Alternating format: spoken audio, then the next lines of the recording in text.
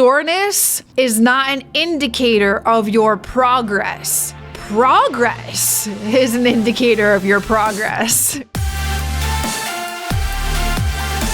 What's going on, you guys? Welcome to the Macro Hour with Nikki Stott, co-founder and brand personality of WarriorBabe, where we talk about mindset, methodologies, and tactics that will help you lose body fat, build muscle, be strong, and feel insanely confident. I am your host, Nikki Stott, and welcome to today's episode number 18, where we're going to deep dive into talking about how you don't need to be sore after a workout to build muscle. I'm going to just take this myth that's swirling around the fitness industry and I'm going to bust right on through it. All right, so I've gotten asked this a lot recently and I wanted to dive into this topic with you guys today on the podcast. So maybe some of you guys have asked this, or you said this, like, I'm not sore this week. Is that a bad thing? Or I was really sore at the beginning of my new workouts, but like, I'm not sore anymore. Why? Or like, this month, I'm just not sore as last month. Guys, understand this, please, that soreness is not an indicator of your progress. Progress is an indicator of your progress, okay? So you could never get sore, but you could consistently build muscle and you could consistently burn body fat. You can progressive overload just a tiny bit week after week to the point where you don't get sore, but your body is adapting. It's getting stronger because you're overloading, right? Meaning sets, reps, and the weights are increasing over time. That is progressive overload, which I touched on that topic in episode 16. So make sure you guys go give that a listen. And you guys will hear me say this over and over and over and over again, that the actual process of growth and building muscle takes place during recovery and rest, not during the workout itself. You are breaking down muscle during your workout. You are building it during rest and recovery. So while muscle soreness can indicate that the muscles are being challenged and they may be growing, it is not the direct cause of muscle growth. Muscle growth can occur without feeling sore after every single workout. I hope there's just like boom, boom, boom, like, oh, thank you, cool. Like, I'm not sore from my workout yesterday. This actually means that I'm still progressing. Yes, my friends, you are still progressing, okay? So this is what I want you guys to focus on as like wins during your week. And you guys may experience this already. And this is freaking awesome. Like, you go into your weeks, you go into your workouts, and like, you're like, at the end of the week, you're like, man, I increased weight in some of my exercises this week. Dude, that is freaking awesome. Look, if you have a good coach, if you follow a good program, that coach or that program should and will play around with your sets and your reps. And that all of those counts to help you progress. So they'll play around with your sets week to week, they'll play around with your reps week to week, they'll play around with your rest time, they'll play all around with all of these different ways that you can progressive overload to help you progress. That is progress. That is progressive overload. That, my friends, is your best indicator that you are doing well with your workout program, not your level of soreness. If you never get sore, but your strength is going up, you are doing great. Okay, you're doing great. You're doing great. But chasing the feeling of soreness as an indicator that your workout program is solid is a terrible indicator. Like, if you're like, man, I love last month's workout because I was so sore all of the time. That is a terrible indicator. Actually, guys, soreness can be an indicator that you've done way too much. Like, if you're really sore and that lasts for like 2 to 4 days, then you probably went too hard or you did too much. Okay. And like, I'm guilty of this sometimes, and maybe you are too, right? You get excited about the workout. You can't wait to go crush it. You hit some pre-workout and then you maximize your intensity to where you can't walk for 3 or 4 days after leg day. Been there, done that. I'm sure you have too. Guys, that's not optimal. So hear me loud and clear. At this point, if you've experienced that, you've done that, you seek for that, at that point, your body isn't adapting, which is building muscle and helping you to get stronger. At this point, if that's you and you found yourself in that position one too many times, your body's actually healing. And it's healing the damage that was caused during that workout. So you can heal, but you could never adapt. If your body's just constantly always in the healing process, it's just healing the damage that was caused. It's not helping you to adapt to that training, to you building muscle, and to you getting stronger. So the best indicator of progress is progress. If you're getting stronger, you're building muscle, you're progressing. Yes, boom, bang, daily hot dog. That's all that matters. Hey, just want to drop a huge appreciation to you guys listening to the show. It means a lot. I hope you guys are enjoying it, and there's so much more to come with it. If you are enjoying it, hit the subscribe button. I'd appreciate that tons. And also, it would help this podcast reach others who need to hear these messages too. Thanks so much, guys. Let's get back to the show. And guys, if you want to follow a strategic workout program where a professional is putting this together for you, a coach that is programming your reps, your sets, and helping you to progress over time with progressive overload, check out WarriorBabe.com. Check out the links below this podcast and get in to the program and eliminate all of the guesswork for you building your own workout program and just have our coaches do it for you. That's why they're professionals. That's why they're coaches on their team. They do it really well and they help women get results. Okay, so if in your programming, your coach, you're whoever you're working with, adding reps, adding sets, and you're adding weight over time, and you never get sore, dude, you are absolutely crushing it at that point. That is literally the perfect place to be. If within your programming over time, you're adding reps, you're adding sets, you're increasing and adding weight, and you never get sore, that's the Holy Land. That is you're fucking crushing it. You are absolutely crushing it. That is the perfect place to be. But understand the reality is that we won't always do that.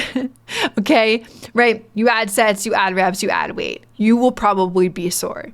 I've talked about this inside of our community of Warrior Babes, that each workout that you go into depends on so many variables. It depends on sleep. Did you get enough sleep the night before the workout? Did you drink enough water? Are you hydrated? Did you follow your macros a day before? Following your macros a day before can dramatically increase or decrease your output during your workout the next day and or your recovery for the days to follow. Are you on your monthly period, right? All of these things play a factor in the specific workout that you do day to day. So there's many variables that play into it. So not every workout will you not be sore. You will be. And that is okay. But if majority of the time you get to a level of not being totally sore, dude, that's a great state to be in, man. And that, my friends, could take years. Okay, so I just want to add that in there. If you are adding sets, adding reps, playing around with sets, playing around with reps, increasing your weight, playing around with rest time, most importantly, increasing your weight, and you're not getting sore, dude, that's freaking awesome. If you're doing all these things, it's adding more stimulus to your body and you're not getting sore, that's huge. Your body's adapting here. You're building muscle, you're getting stronger. But to be realistic, you still will feel some type of soreness day to day. But if some majority of the not that you don't feel sore, it's okay. You're doing the right thing. Moral of this whole thing today is do not seek for soreness as an indicator that your workout program is bomb and that you're making progress. Because what comes down to it is progress. Are you increasing and playing around with the reps and sets? Are you playing around with your rest time? Are you doing progressive overload? Are you adding more weight over time? That is progress. That is your best indicator that you are doing things right. Okay, so that's the moral of the topic today. If you're not getting sore and you have the ability to do another set, or you can add 5 more pounds than you did the previous week, please do it. Do it. Please freaking do it. Challenge yourself, my friends.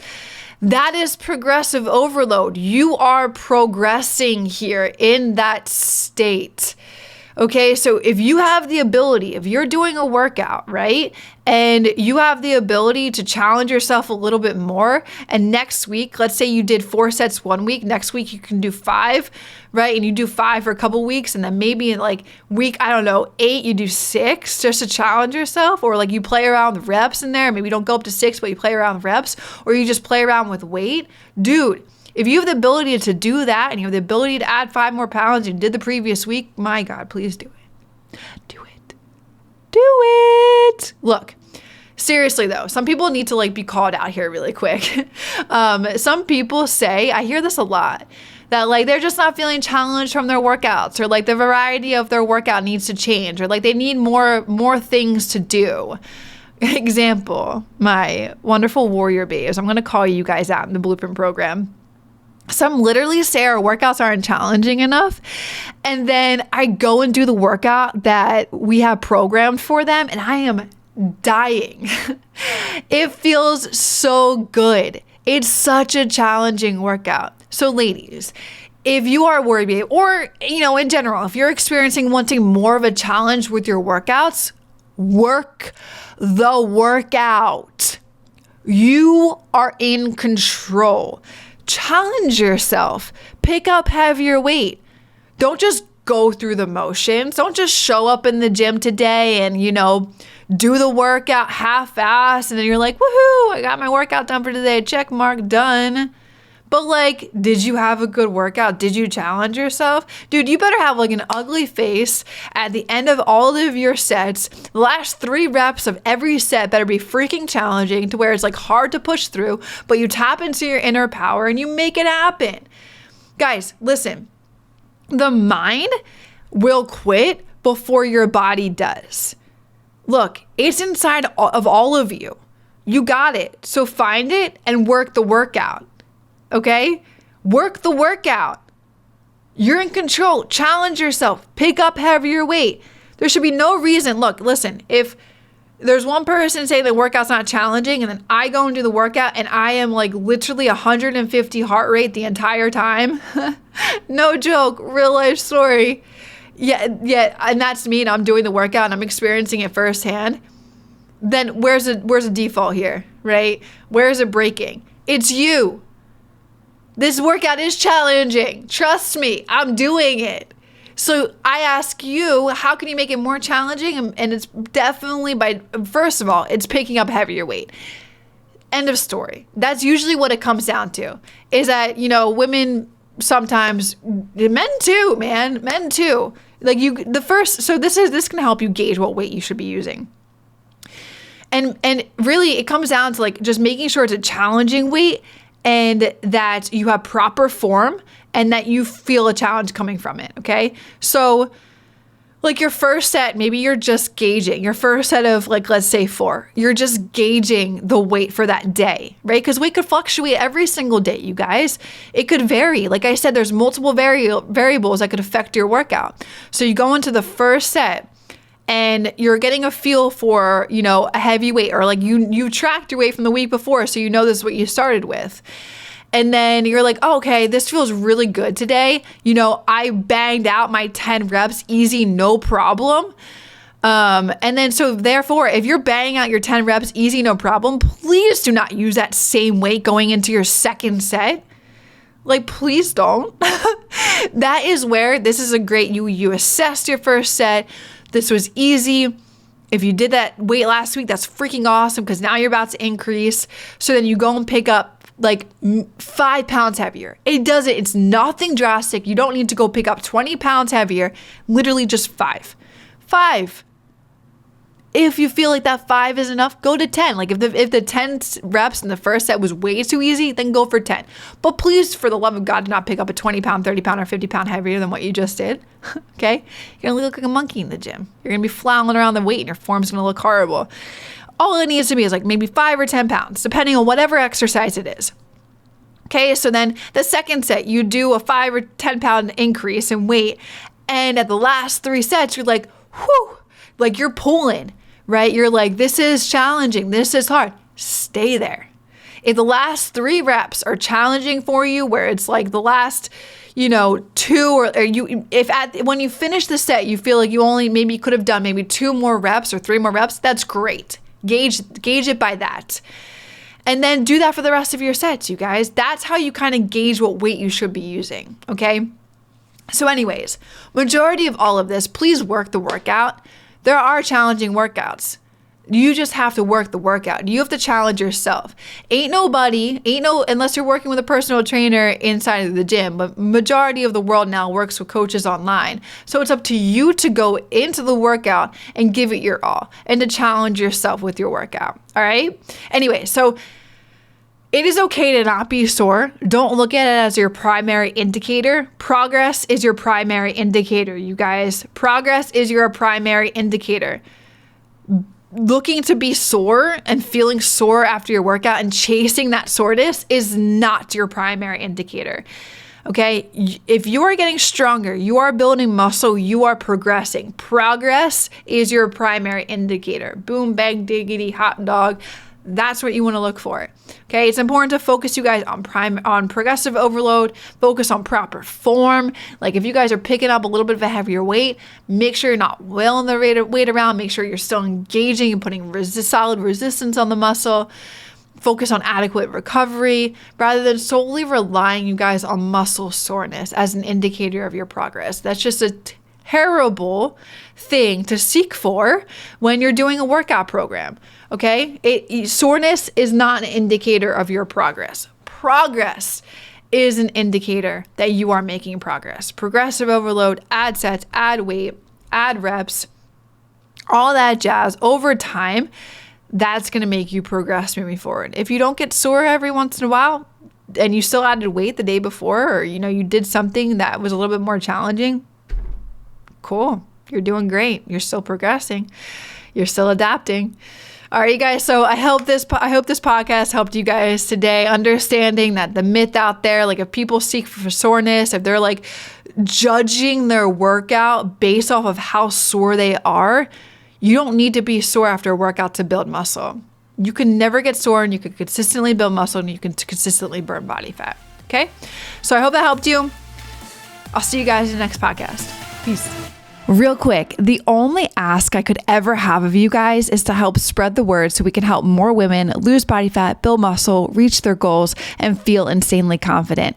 And the only way we can do that is if you rate, review, and share this podcast. So the single thing I ask for you to do is if you could leave a review. It will take you 10 seconds, and it will mean the absolute world to me and may change the world of someone else.